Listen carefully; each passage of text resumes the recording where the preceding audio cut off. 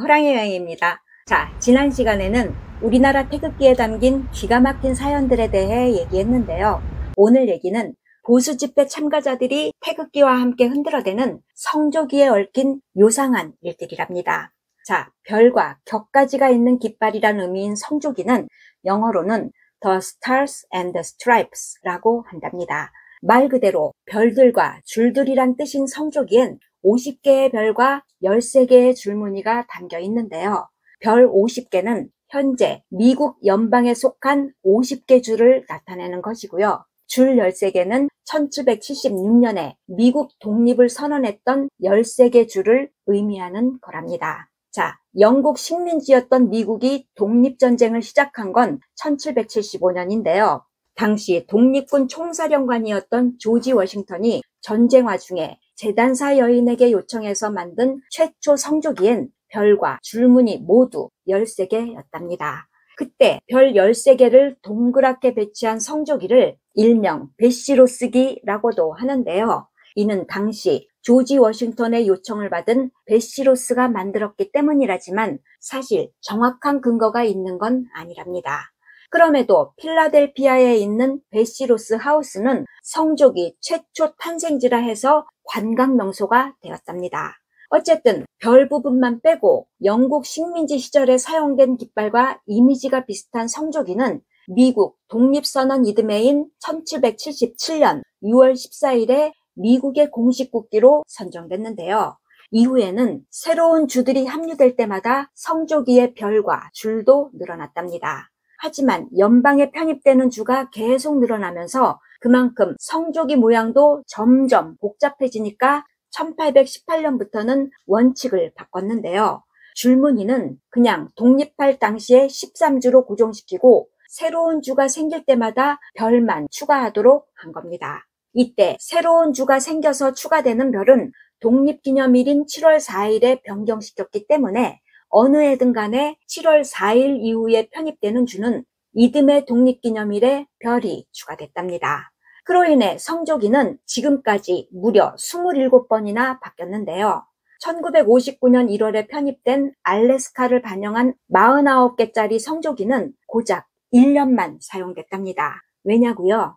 1959년 8월에 하와이가 미국의 50번째 주가 되면서 이듬해인 1960년 7월 4일에 별 50개짜리 성조기로 또 교체됐기 때문이었답니다.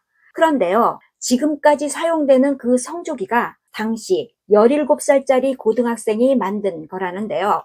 그 주인공인 로버트 해프트가 1958년에 역사 수업 과제로 제출했던 거였답니다. 당시 알래스카와 하와이가 연방주로 편입될 거라는 얘기가 나도니까 별 50개짜리 성조기를 만들어서 제출한 건데요. 당시 선생님은 디자인이 너무 뻔하다 라면서 B- 점수를 주었답니다. 그 점수에 로버트가 불만을 내비치자 선생님이 그냥 너 이거 혹시라도 국기 공모전에서 뽑히면 내가 A로 바꿔줄게 했다는데요. 그로 인해 이듬해에 열린 국기 공모전에서 로버트의 성조기가 선택되는 바람에 선생님은 결국 점수를 A로 바꿔줬답니다. 그로부터 수십 년 뒤에 성조기에 별이 하나 더 추가될 뻔했는데요. 카리브해에 있는 푸에르토리코 때문이었답니다. 스페인 식민지였던 푸에르토리코는 1898년에 벌어진 미국 스페인 전쟁 후에 미국령이 됐는데요. 비록 대통령 선출권은 없지만 미국 시민권자로 미국 여권을 사용하는 푸에르토리코는 미국의 51번째 주로 승격되는 문제가 여러 번 거론됐었답니다. 하지만 영어보다 스페인어를 더 많이 사용하는 푸에르토리코 주민 대다수는 그냥 자치령으로 남길 원했다는데요. 그러다가 2012년에 주민투표를 통해서 미국의 51번째 주로 편입하는 안이 통과됐답니다. 미국 프로야구 뉴욕 양키스 팀의 영구 결번이 된 51번은 양키스의 레전드인 버니 윌리엄스의 등번호였는데요. 자신의 고향인 푸에르토리코가 미국의 51번째 주로 편입되길 바라는 마음에서 정한 번호였답니다. 하지만 푸에르토리코의 편입은 미국 내에서 반대 의견이 많아서 결국 무산되는 바람에 미국 국기는 여전히 별 50개짜리 성조기랍니다. 자, 어쨌든 별이 몇 개든 간에 성조기를 달 때는 별의 위치가 왼쪽 위에 있어야 한다는데요. 그래서 세로로 달 경우에 성조기를 우리 태극기처럼 시계 방향으로 90도 회전시키면 별이 오른쪽 위로 가기 때문에 미국에선 세로용 성조기가 따로 있답니다.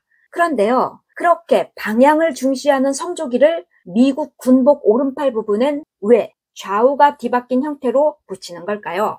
이는 군인이 움직일 때 양쪽 모두 전진하는 성조기 모습이 되도록 오른쪽이든 왼쪽이든 별의 위치가 앞에 있어야 한다라고 규정지었기 때문이랍니다. 그런가 하면 간혹 성조기를 거꾸로 다는 경우도 있는데요. 이는 단순한 실수가 아니라 위험한 상황에서 도와달라는 SOS 신호라네요. 어쨌든 이런저런 의미가 부여된 성조기에 얽힌 사연도 많은데요. 1969년에 최초로 달에 착륙한 아폴로 11호 우주비행사들의 모습이 생중계됐을 때 사막에서 촬영된 조작극 아니야? 의문이 제기됐던 건 바로 성조기 때문이었답니다. 무슨 얘긴고 하니, 자, 달은 공기가 없어서 바람이 전혀 불지 않는 곳인데 달에 꽂은 성조기가 바람에 벌럭였다는 겁니다. 하지만 이는 성조기가 활짝 펼쳐져서 펄럭이는 모습을 연출하기 위해서 윗부분엔 철사를 끼우고 천에 주름을 넣은 것으로 밝혀지면서 의문이 풀렸지만 사실 당시 더 문제가 됐던 건 달에 성조기를 꽂았다는 겁니다.